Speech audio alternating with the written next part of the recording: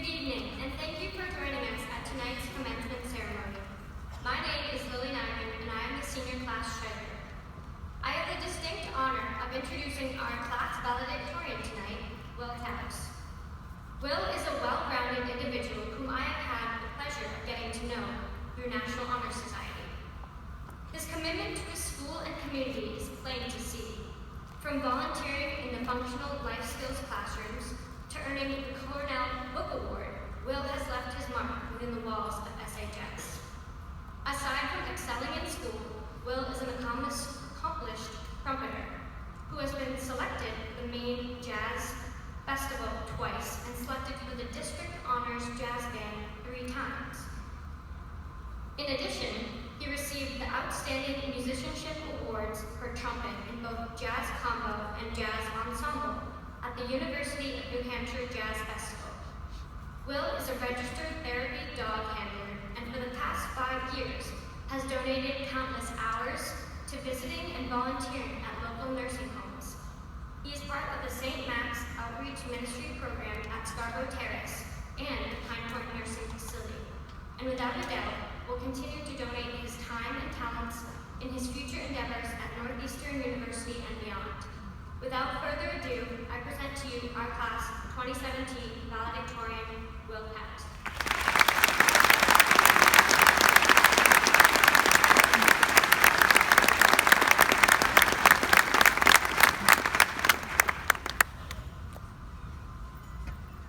Thank you very much, Lily.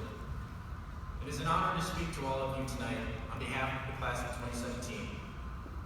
Before I begin, I'd first like to take a moment to thank my parents for their love, faith, guidance, and sense of humor. Each of these gifts has shaped me into the person I am today and will continue to guide me throughout the rest of my life. I am also happy to report my brother and best friend, Alec, who stood up here 2 years ago and told me to keep the car in one piece, that I have successfully done just that, as long as you don't look too closely. Thank you also to my family who traveled from Pennsylvania and Florida to be here tonight, especially my grandparents who are celebrating their 62nd wedding anniversary today.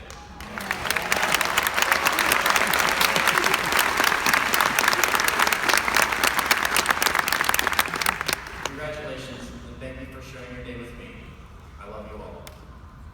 To my friends and classmates, thanks for all the fun, the laughs, and the memories these past 4 years. It wouldn't have been the same without each and every one of you.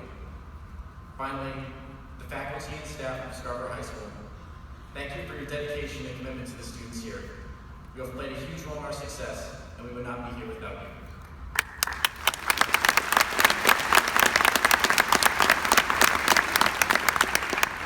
And now, to the class of 2017.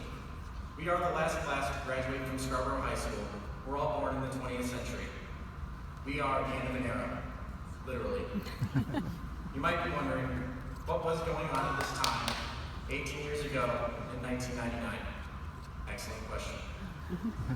Well, there were 279 million people living in the United States, and only a third owned cell phones. Google was a one-year-old company at the time. Amazon only sold books, and the #1 song by the end of the year was Believe by Cher. Fast forward to today, and there are 50 million more people living in the U.S., and over 95% of the population owns a cell phone. Google is now a verb.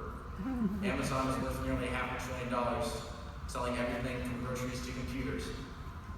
And the #1 song so far in 2017 is not Believe by Cher.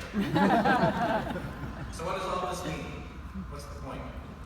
And don't worry, the answer won't involve Cher, sensing the disconnect between people sitting in front of me and the people sitting behind me. The point is to illustrate something that we often don't appreciate. We are living in an age where 18 years can bring change and advancement beyond what previous generations have known. Ideas yet to be conceived will become reality. The limits of what we can do seem boundless. The world is at our fingertips, in our pockets, all around us. We have more information now than ever before, but many times we are blinded as to what is right in front of us. The things we have control over, and the actions we can take that can have a significant impact on others.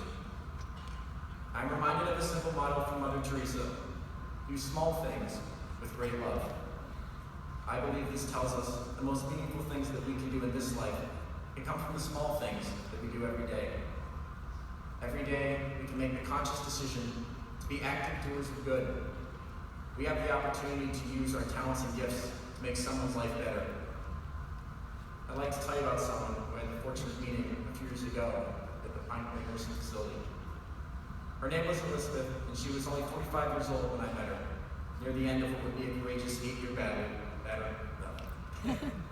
with cancer.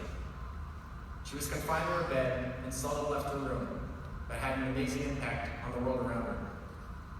Elizabeth always had a smile on her face, a kind word on her lips, and love in her heart. Despite her pain and circumstances, she had the most positive attitude of anyone I've ever met. Always appreciative, always genuine, always laughing. From her small room, her bright light shined in this world. Her strength and quick wit drew people in, and she had a way of making everyone who left her room feel better than when they had entered. Although we do not share Elizabeth's situation and experience, we can still learn much from her about doing small things with great love. Every day, we can choose to be a positive force in this world, as she was. Every day, we can choose to give those around us our very best. There is opportunity in every day to make someone's life better if we listen instead of talk, empathize rather than criticize, and reach out rather than pull back.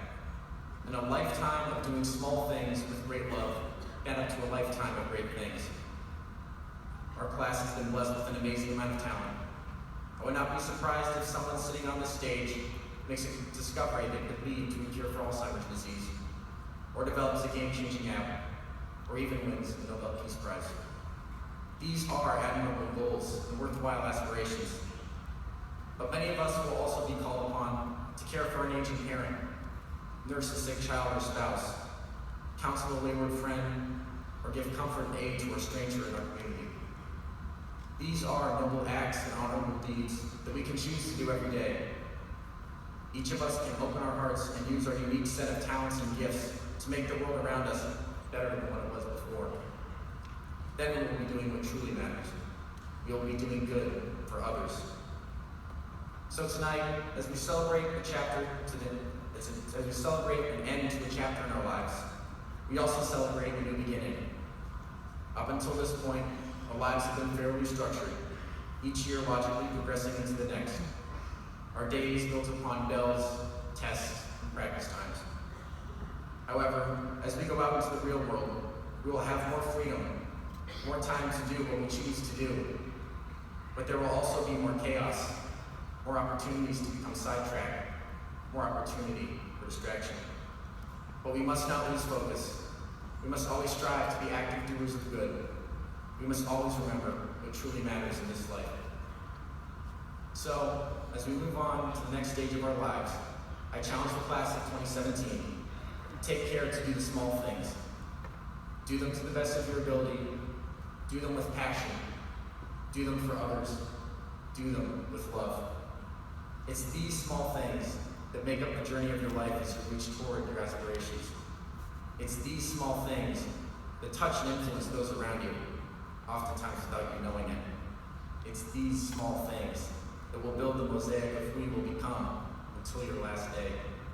So, class of 2017, remember this and do small things with great love. Thank you, and may God bless you on your journey.